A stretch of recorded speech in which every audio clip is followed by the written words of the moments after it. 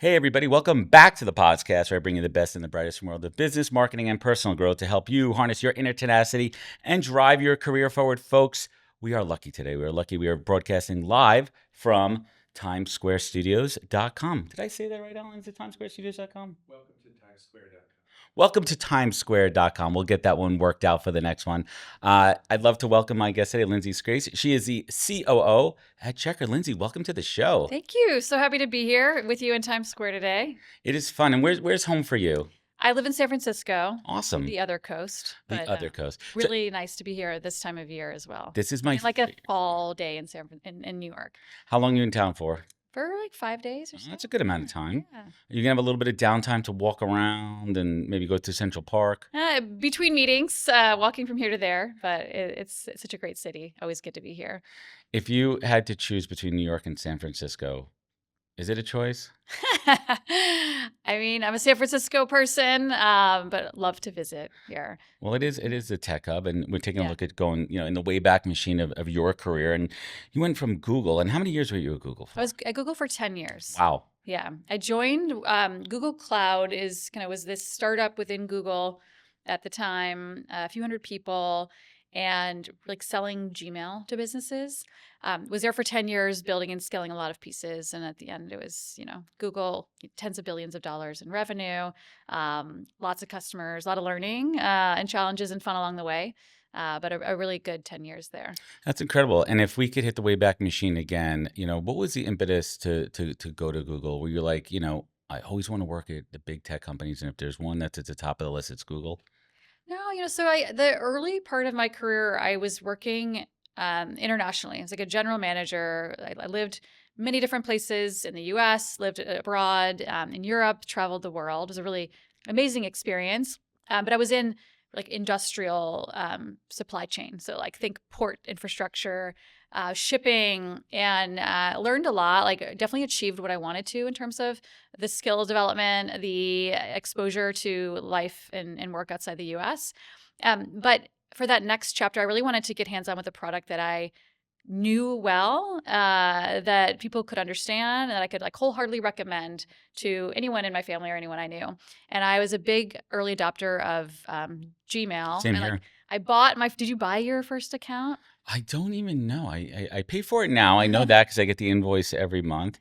But I remember when I was an early adopter as well, and I secured my name, and it's AJ Posner, and Yeah. I was like, that's going to be mine. Exactly. Yeah. I mean, I remember at the time when it first launched, it was invite only, and you had to Yes. I remember buying an invite on eBay somehow, and I loved it, and so that was the first product in Google Cloud. So I really, it was more like the product itself that drew me. You're a user. And then a shift into tech. I was living in the Bay Area. And then from there, I really wanted to work on something that was growing and scaling, not something really big. So I was in a big company, but It was a smaller. it was small, and just got to wear a lot of hats and do many things as we figured out how to scale and grow. So let me ask you: do you remember the interview process at Google back then? Was it a gauntlet? What's it like? Let's lift up the curtain. Yeah, I mean, at the time, there was a different approach than there is now, but there was a lot of brain teasers, and I remember they asked me Puzzles. how many people are on their smartphone right now, and so that was Like in the world? yeah, like at this moment, how many people are on their phone? So they want to see your thought process, kind of Your thought process, yeah. the logical flow, the mathematics. Like there's no right answer, There's no obviously. right answer. It's just like, how do you break down the problem? I mean, no one knows the answer to that. But how do you break down the problem? How do you think about structuring it? And then other, like a lot of questions of like, if you were faced with the problem we have right now, how would you solve it? And I think through that process too, like got me familiar with like how problems are solved at Google, and I got very excited about it and about the company. I don't want to jump too far ahead yet, but when you think about that interview process and you think about your experience at Google, from the interview process, how does that apply now when you interview folks for your team? Yeah. There's a few things I look at, and I think that are also similar when I was at Google a while back as well. But first is role-related knowledge. So like if you're hiring someone for marketing, for sales, for engineering, like do they have the capabilities to actually do that specific job? Right. And for certain things require more in-depth capabilities than others. But like that's a part of it. But then the big other part of it is, first of all, just like your general problem-solving ability. And so, are you able to take a really nebulous, confusing problem and just apply first principles thinking to solve it? So maybe you're a really good expert in this, but everything's changing so quickly in tech. Like the problems we have today are different than the problems of the future. And so you really want to make sure we're hiring for people who can, solve what's to come. And then the third thing I'd say is just like leadership and influence. So anyone can do the work, or if you're able to do the work really well, if you're able to problem solve, that's really important and great. But can you, if you're a people manager, can you create followership and leadership? Can you help grow and coach and develop people? Or if you're an individual contributor in your role, can you influence cross-functionally through other people? Love that. That's the hardest part. It's like getting things done with and through others. So how do you synthesize the end goal through questions during an interview process? What does that look like for you? Do you have like a kind of a patented Lindsey's, line of questioning? Like, what are you trying to figure out? I mean, well, I think that's the answer. I don't mean to jump in there. I mean, I've spoken to many leaders like yourself, and ultimately at the end of the day, they want to know, how did you figure it out? About hiring folks? Well, more so like if we're interviewing, like, Lindsey, let's talk about, what you did in your last role there. Let's talk about a specific problem. Talk me through how you figured it out. What was the problem? What was the solution? Walk me through those steps. Yeah. How did we get there? Yeah. I think it's really about thinking through is someone able to like really go deep into the complexity and in the details, right? Because it's easy sometimes to solve a problem like surface level, but it's a lot harder to go really deep into all the nuance and challenge and like get nitty gritty, and then kind of take all that complexity and then simplify it up. And so really looking at what are the steps you took, like what data did you need, what questions did you Hmm. have, how deep did you go to be able to figure this out, and like uncovering that next layer of what and why and how, and what did you learn. And What I did think you some of learn? the most the like best people I've seen are able to not only solve the problem but also reflect on it as they're going and say like, hey, I was doing this, but I actually like made a mistake here, and this is what I learned, and this is how I pivoted Isn't and that corrected. self-awareness, right? Like you want to For vibe check sure. for self-awareness. For sure. And like I think someone who thinks they've got it all figured out and knows everything, like You don't want it's to know like it all on your team. no, exactly. And it's dangerous from a business perspective if you're not staying, vigilant and curious and like trying to understand where are the blind spots for an individual or for the company. And how do you vibe check? How do you listen? You don't want everyone looking and sounding the same on the team. You want similar values, and Yeah. you want good people, right? You don't want any assholes on the team there. So how do you talk to folks during an interview to assess that? Yeah, I mean, I think part of it is what are the values of the company you're hiring for, and everyone has different values of their company. Some companies may want like total mercenaries or 996 or whatever Right. that is. Others may have like completely different values. So at Checkr, our values are humility, transparency, ownership, grit, and I connection. love that. And so we're looking for people who've got that grit and ownership. Like they will take a problem and Get it run with done. it, and similar to Google, like cut through ambiguity. I think that's like really want people who are like drivers, not passengers. And then on top of that, though, being really direct and transparent. Humility is something in the interview we really look at a lot at Checkr. So How does that line of questioning, or that conversation go to assess humility? Because it's a tough one. Like, it's subjective. And you yeah. also have to kind of weed through, is someone just a really good interviewer, or do they actually have this quality and trait? For sure. And that's like it's always hard to assess like are they really good interviewing, or I think it's asking what have you learned, and really going deeper on that. What's some feedback you've Mm. gotten and how have you responded to that feedback? How, if you think about like your current role, what could you be doing better or differently? So it's all the questioning. And then beyond that, there's reference checking and back channeling. I do all of that myself. Back channeling's real. I don't think it's a bad thing. I think we Yeah. have our network, and we're going to ask, if Yeah. you knew that I worked with a former coworker that you're close with, Absolutely. hey, what was it like to work with Adam? Yeah, But hopefully you're not using that as a singular data point, for right? sure. Because there could be bias involved. There could Absolutely. be interpersonal conflict. You Absolutely. never know. So you need to triangulate, those pieces there. So I want to get back to your career trajectory a bit here. Yeah. What was that decision process to say, all right, it's been a decade here at Google.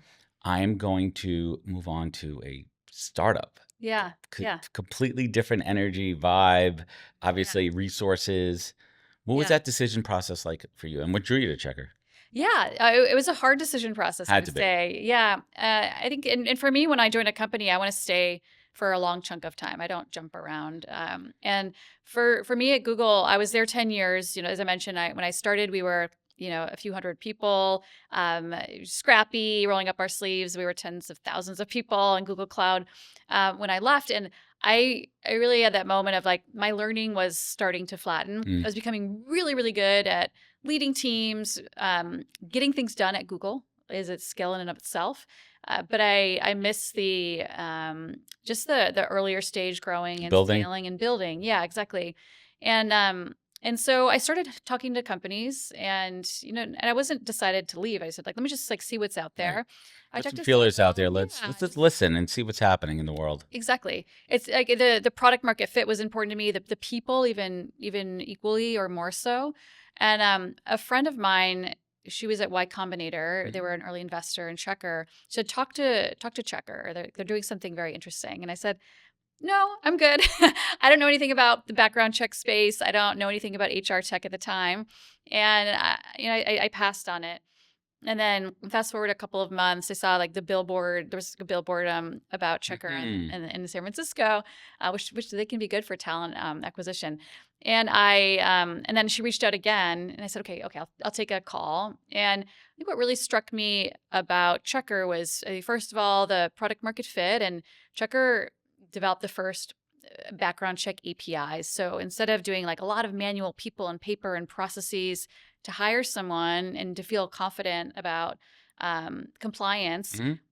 able to do that with technology At and scale. AI at scale, and able to just transform, like particularly gig at the beginning, like being able to hire the volume of people that these gig companies needed to. And so that was really interesting to me, like just disrupting with new technology. So pause there for one Yeah. moment. So there was that aha moment. You're like, well, I wasn't particularly interested at first, but then you were triggered by the billboard, which said, "Oh, let me dig in a little bit more." Yeah. And was it the evolution and advancement of the technology Checkr was doing, or is it the use case that caught your attention when you said, "This is a space that we could innovate and disrupt"? Because on paper, it's not sexy. It's not like, No, oh, I'm yeah. working for a background check No, company, exactly. right? Yeah. Versus, I'm working for a FANG company there. Yeah. But you saw something there. Yeah. What was it specifically from a product perspective and from a leadership perspective? Yeah. Well, on the product side, it was the fact that Checkr already had product market fit when I joined, but it was seeing really good traction in helping companies really transform their hiring and like meet their goals, and just I love being able to help customers in a meaningful way for them.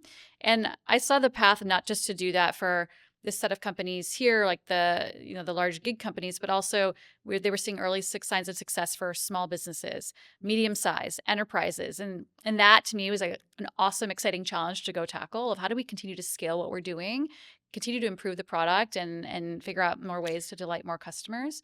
And then on the people and leadership side, I think it was a couple things. I work for the founder CEO.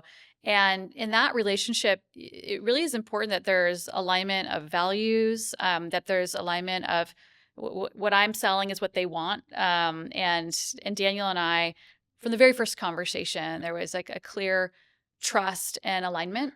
And that was important. That'd And be different for you also, your career, because you're working in big organizations yeah, yeah. where you had to actually, and keep me straight here, you had to probably do an ego check also on that founder. Oh, Of absolutely. course. Absolutely. And so for anyone out there who is considering working at a startup, what are some Lindsey Pro tips to do an ego check?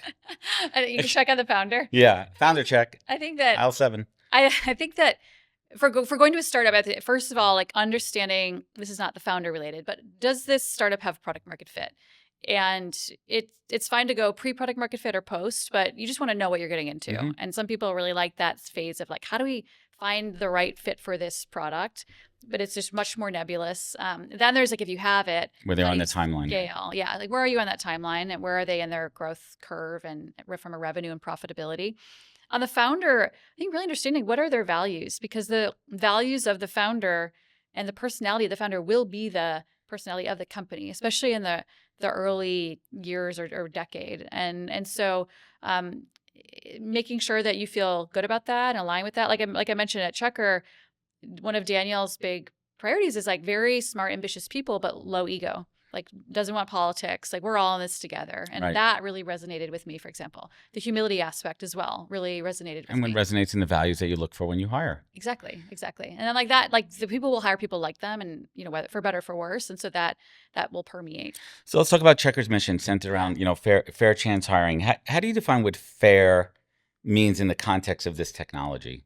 Yeah. Well, so Checkr's mission is to build the data platform to power safe and fair decisions. So we are a data company. We've screened, 2/3 of the adult population, working population in the US in one way, shape, or form. And so we want to use that data to empower our customers to make decisions that are compliant and safe, and where people feel comfortable from a work perspective, but then also fair in that there's not unnecessary bias introduced into the hiring process.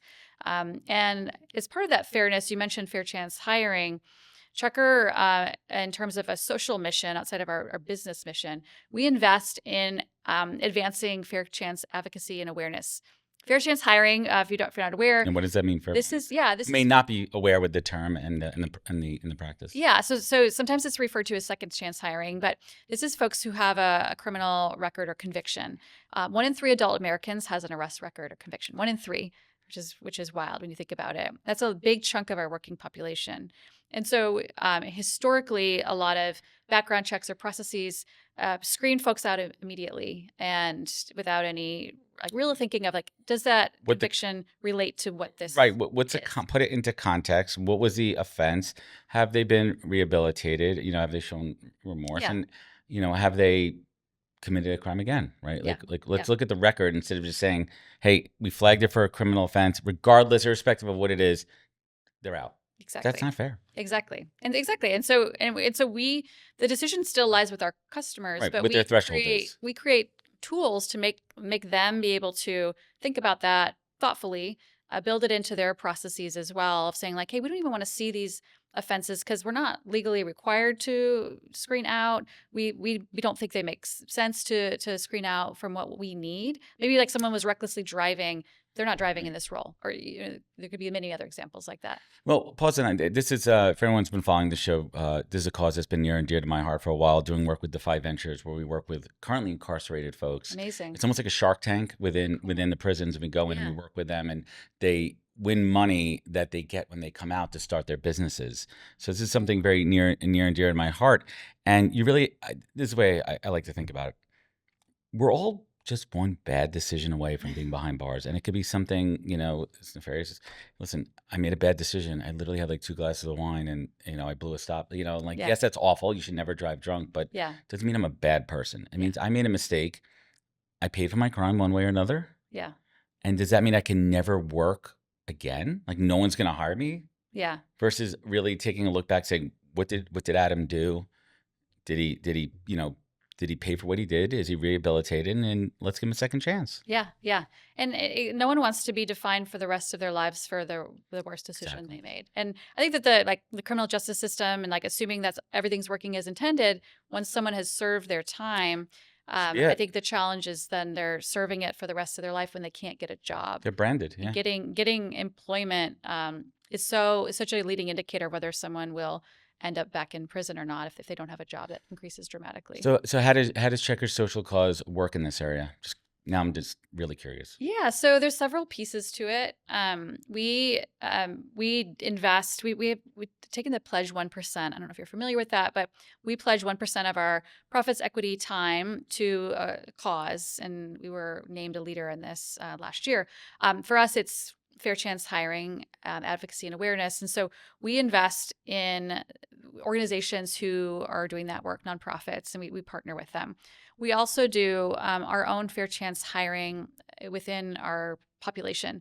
So around 5% of our own workforce are justice impacted. And that has been an amazing investment for us. We have a lot of phenomenal talent who... Eating your own dog food. Yep. And then there's the product itself. And so we have adjudication, like we help simplifying this. We help employers productize some of these decisions. If they say, if you want to think about hiring folks in a compliant, safe way, take out some of the bias, use our tools. You set it up how you see fit. Right. Never If like it was, customers. for example, sorry, I didn't mean to interrupt you. Like Yeah. it was a fight. Like I'm saying, was it a financial crime? And we're not going to put this person in a finance role. Was it a motor vehicle situation? Now, they're not Exactly. driving. Exactly. What was it? Was it? Was it a marijuana charge Wa- from a certain Or time was it period? Was it violence? Right? Was it exactly. right? And then you can So make the decision based on understanding a little bit deeper exactly. dive versus just branding everyone as a criminal who was Exactly. convicted of something. Exactly. And our goal, our mission is to build the data platform. And as part of that, it's how do we get more and more data and signals to help people, customers make decisions in a way that's compliant, in a way that's fair, and aligned with their business outcomes. And we just help to create more and more of a clear picture and tools to do so. Yeah. So that's one half of the puzzle, or one quarter of it, so to speak. The other piece, which is incredibly hot topic right now, is fraud. Right? Yeah. We see it as a recruiter and in the trenches recruiter.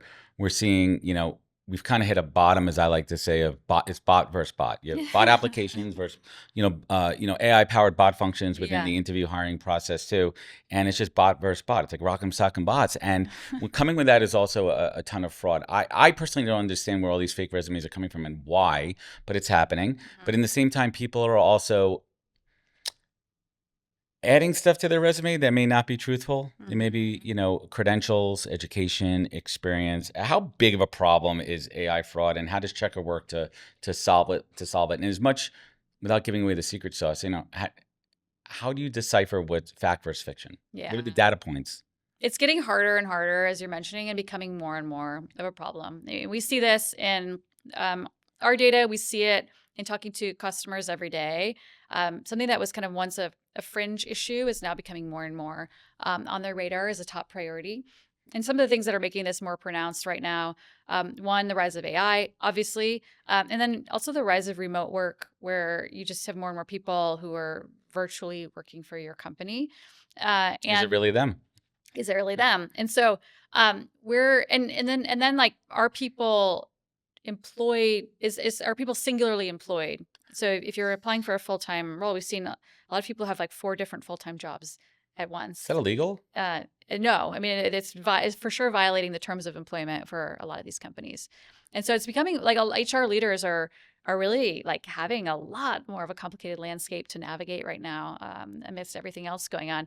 And so Checkr, what we do is try to help simplify this for hiring across multiple dimensions. Like, first of all, is this a real human?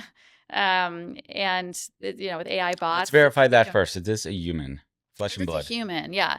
The second is this human who they say they are?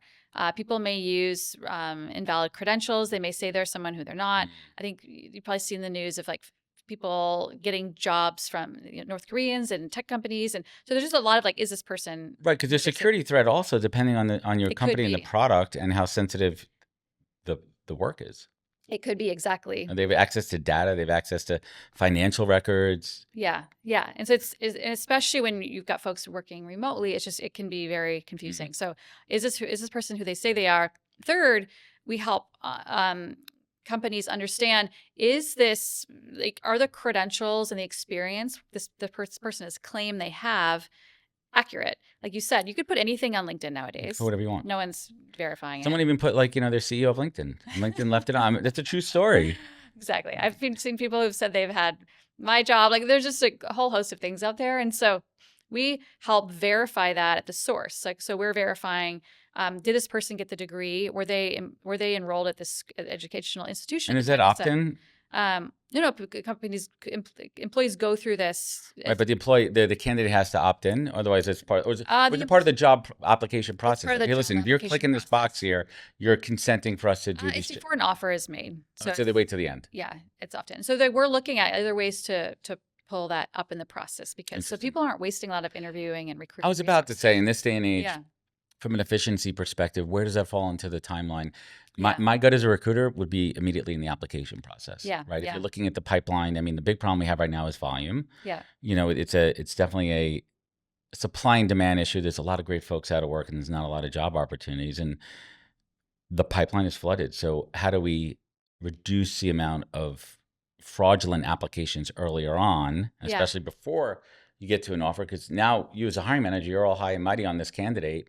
Yeah. But then you find out they're not who they said they were. You Yeah. got to start over, go back to a previous And candidate. it's very expensive. This can be Oh, like of course. $100,000 per employee, depending on the company and the role of all the recruiting time spent, onboarding, et cetera. So yeah, I think there's opportunity to move that earlier and earlier, and using data to catch like lightweight signals of or flagging, because it can be expensive to run these Full. comprehensive things at the top of funnel. But what are some flags of like, hey, this is maybe one you want to look into based on like what we're triangulating. And then there's the experience in the interview process as well of folks using AI to maybe misrepresent their work, or to use like upload fraudulent documents in terms of their experience. And there's different levels of that. I see as a recruiter. There's the AI tools right now, which are taking job descriptions and resumes, and they're pulling in the job description points to beef up a resume for a specific job. Mm-hmm. It's a gray area because, well, it's actually not a gray area. If you do not have that experience, you should not be putting it on your resume. Yeah. That's misrepresentation of your skills and background. Yeah. Little tweak here or there, if you've done it here or there. I mean, there's a bit of a gray area. But how do you, again, keep me straight here because I'm not super familiar with the deep side of the tech here. From my experience, you're allowed to do a reference check and say, how long did Adam work at this company? But you can't say compensation, right? And you can't say if he got let go or if he quit. I believe that's the case. In some states, I think there's some gray area there too. But how do you go deeper than that and say, okay, what did Adam do in role? What did Adam do in position? What was his title? I think that the title I think that's fair and game. position is fair game, and we do that through the verification process with each employer.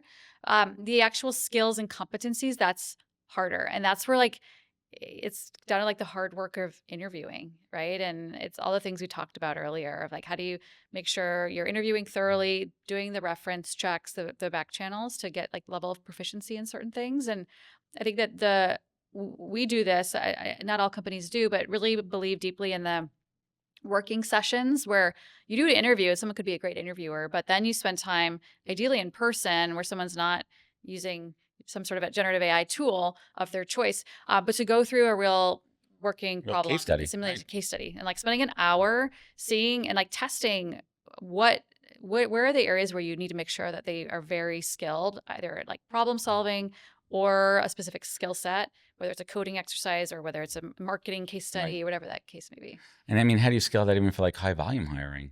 I mean, these are challenges. Yeah, and there's more and more tools out there that can do some of the screening in advance, like engineering coding studies or problem sets as you go through the writing samples at scale. But do yeah, that in person though, right? Because that's all we've heard crazy stories about, horror stories about, even Yeah. interviewing with the AI screen in front of you, listening real time and giving you the answers. Exactly. No, exactly. And a lot of this is like a lot of this is like training your interviewers, training your hiring managers to things to look for, building in the checkpoints, and making sure that like there's a holistic assessment of someone, not just based on one interview. Do you feel like we've fallen off on just general training on how to interview?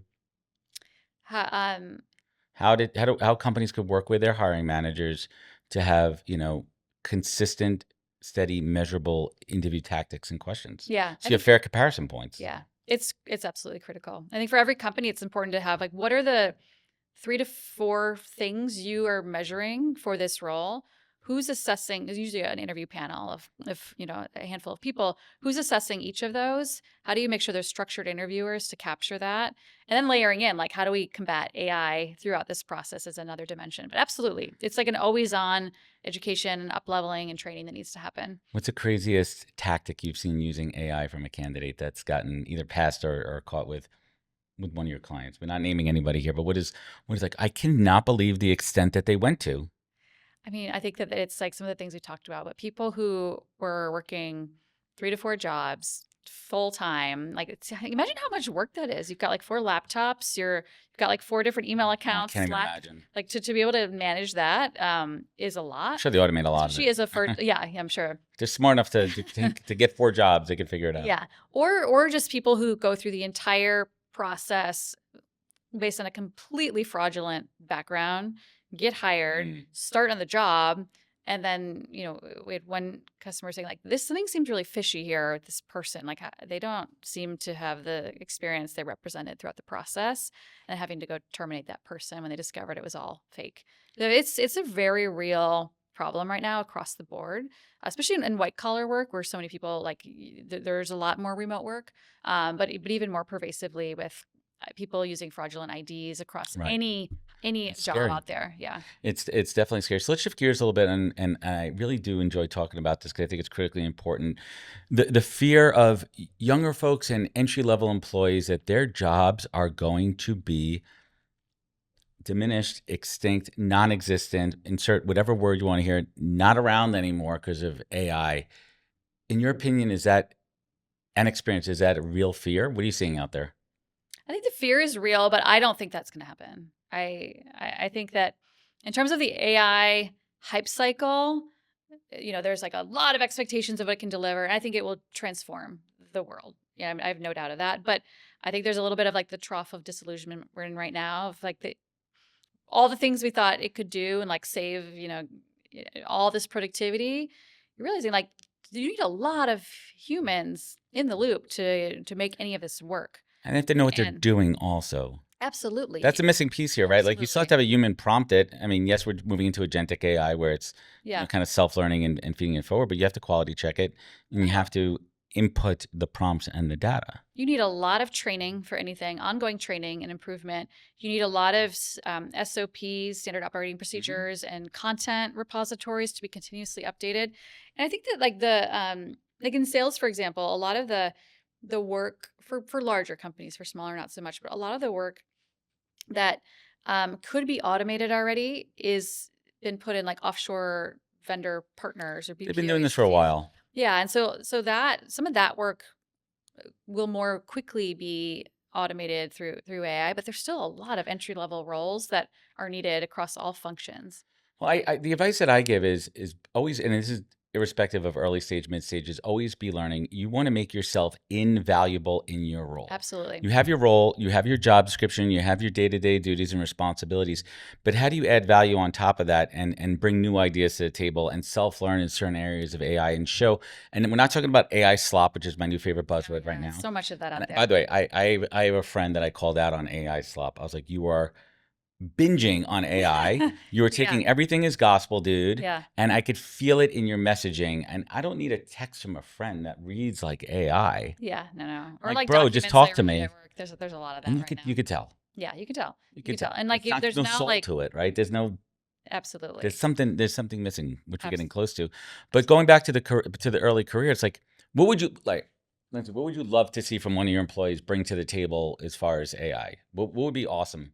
Yeah, I mean, I think that what we always say at Checkr to everyone is AI will not take your job, but someone who knows how to use AI will. And so, countless examples of people and things they've brought on the AI front. One of our, we had like a chat bot that was pretty low performing, like low quality. Our operations team, trained out an agentic voice bot for customers if they call in and say, "Hey, I'm having a problem with this." Transform the customer experience, not only more productive, but like way better customer engagement, customer happiness, and things like that, where you're like, I'm not just doing this to do this, but I'm going to really improve the experience for our customers and our candidates is really incredible. And that ties back to the core ethos of Checkr. When you go back to your values, right? You're looking for the integrity, you're looking for the grit. Absolutely. And I mean, loyalty, high level, 30,000 foot view, loyalty between employer and employee is dead. Mm. We killed that years ago, right? And especially when people say, well, we're a family here, we're a family.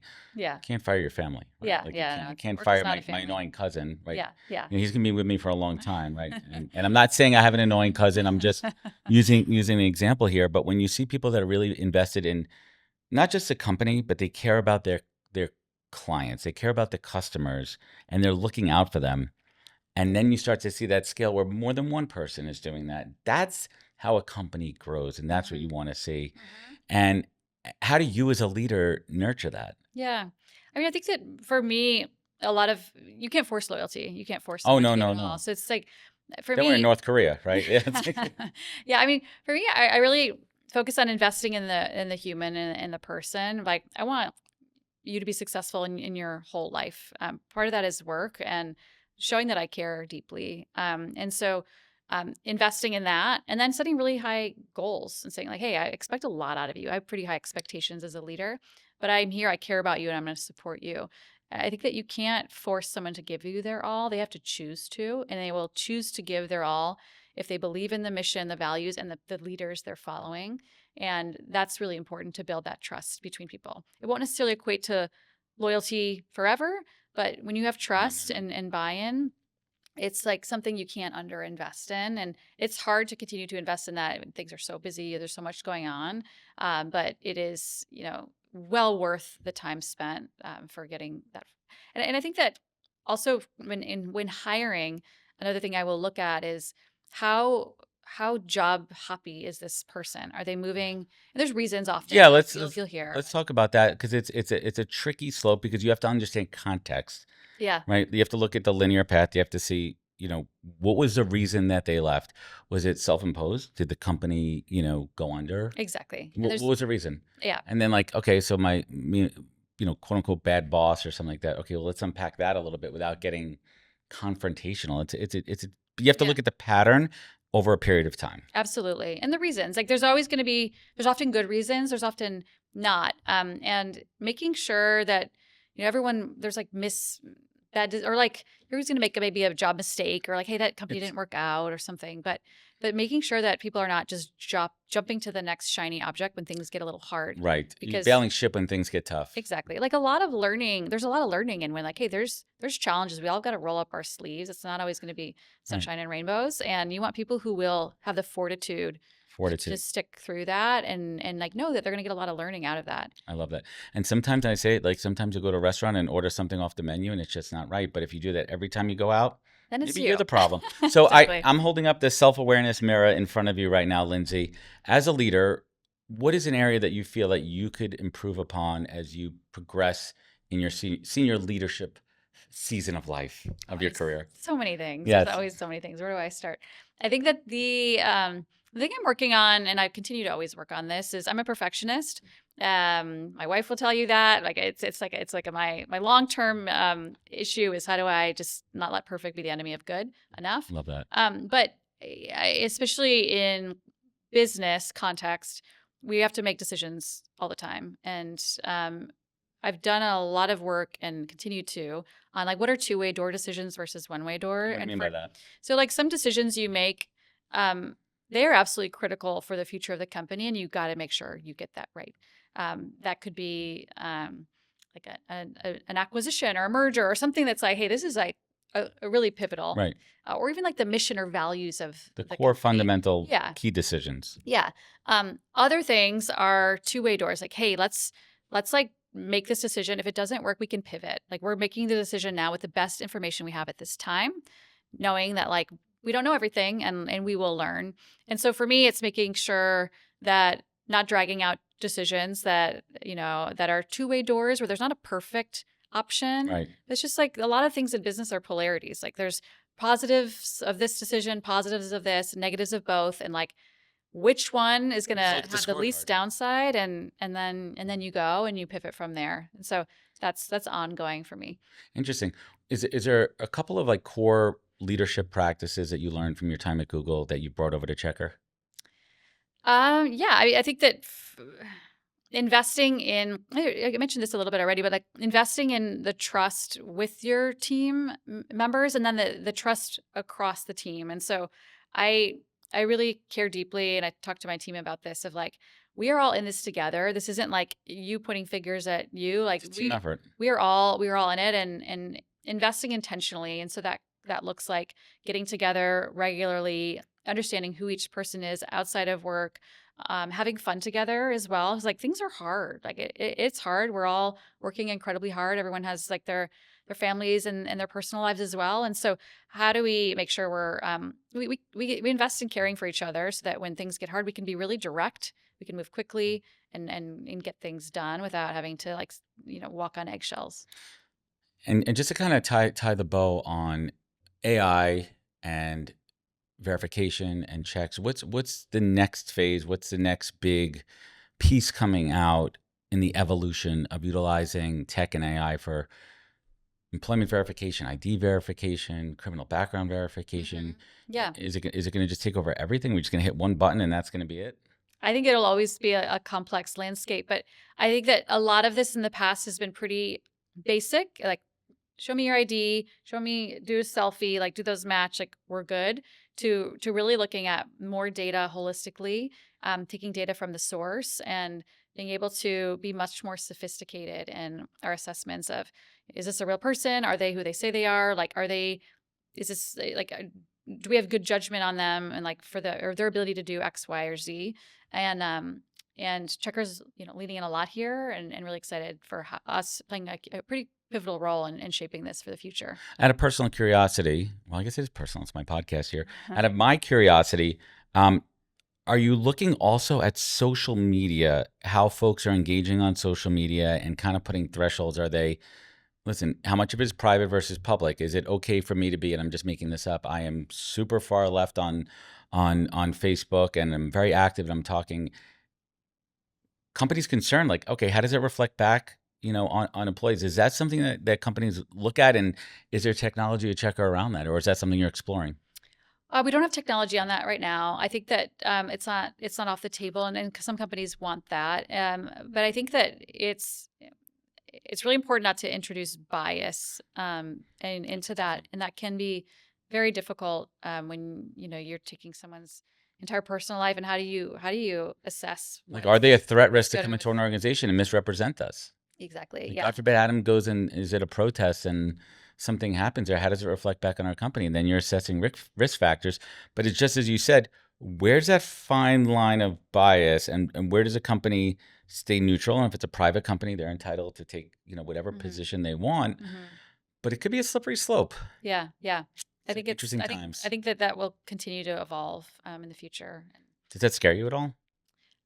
I think that using people's personal profiles or engagement online and making multiple leaps of logic. Like, there's some Mhm. things that are very blatant. You're like, oh, actually, like I don't want that person at They my did that. company. I see They it. did this, Yeah. but like the vast majority of things are much more nuanced, and I think there will be a lot of work there to make this better. But I think right now it could be misleading. Or how do you fully action Right. on that? It's like, how do we use the data and tools to help us with those nuances, with subjectivity, but also removing bias at the same time? Exactly. It It's has to be fascinating. like we got to remove bias, got to make sure we're using all the data we have, but in a thoughtful way.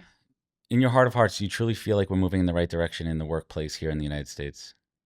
In terms of what sense? Just overall positivity, or are we being drawn into this commoditized, just worker bee mentality? Yeah. I'm really excited about like the innovation and what's happening. I think that always there's a balance of people are not just disposable resources, and like we want to invest in people's careers and in growth. But I think that there's with any new wave of technology, there's just more and more opportunity for people to learn new things, to kind of reinvent the next chapter. And so I'm an optimist on this. I think there's a lot of things that are we have to be mindful of, and you've mentioned a few of them, like AI taking people's jobs or people being treated disposably. But I think that I'm generally optimistic about what's That's ahead the and right what we can do. approach. Yeah. And what's keeping you up at night in this space? Oh, I mean, I'm more just excited. Like, how do we continue to invest as quickly as we can on a lot of the areas we want to go tackle? And I think for any company, it's about prioritization and focus. And you could do like 100 different things. And I'm a type of person, I always want to do everything. Like, this is an amazing thing we could fix or do Let's for this try it. Let's customer. do it. And I think it's like whittling down to like, what are the biggest impact areas for us to solve, in what sequence, and then going as fast as we can after that roadmap. Well, that is a positive attitude. And Lindsay, Mhm. what is that single greatest piece of career advice that you've received that you pay forward? Um, I guess it wasn't a career advice, but my grandmother said to me once, right before she died, she said, like, Lindsay, if you're not living your own life, you're living someone else's. And I've just like always give that advice to everyone. You have to follow your own internal compass on what you want to Mm. do. There's a lot of shoulds I've had thrown at me in my life, like, oh, stay at Google, leave Google, do this, stay in cloud computing, et cetera, or live here, live there. Like, everyone, you have to really like get a really good sense of like who you are and what matters to you, because this is your life. And You only get one shot. I think it's really important to have a good felt sense of that, because there's a lot of confusion out there, a lot of different directions. So that's something with anyone who works for me. I always ask, like, what is important to you, and not what I think you should do, but what do you think in your heart of hearts you should do, and that's how you're gonna judge yourself as you go through your life. That is some great advice. And the last one here that we'll finish up on, if anyone's looking at your background and your career, they're like, damn, Lindsey's pretty successful. But everyone defines success differently. Lindsey, in this stage of your life, how do you define success?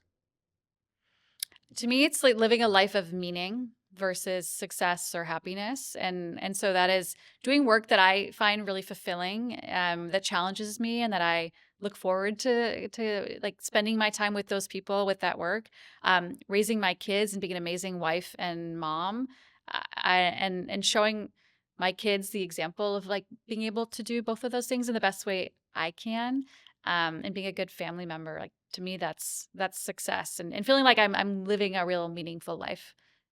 And that's what it's all about, folks. Lindsey, I want to thank you so much for joining me. And Yeah. everyone out there, please visit checkr.com, CHECKR.com. We're going to link it up in the show notes. Where else could folks connect with you? Where could they learn more? You can find me on LinkedIn, Lindsey Scrase, and yeah, go to our website. Also, always hiring, so please check out some of our open roles as well. Always hiring. Look at that. Companies are hiring there. Well, awesome. Lindsey, I want to thank you so much for joining me. And everyone out there, thank you for joining us on this episode of The Podcast. You know where to find out more at thepozcast.com. Check us out on social media, trying to blow up on YouTube, /The Podcast. Remember, be good to yourself, be better to others, and catch us next week for another great episode of The Podcast. Take care, everybody.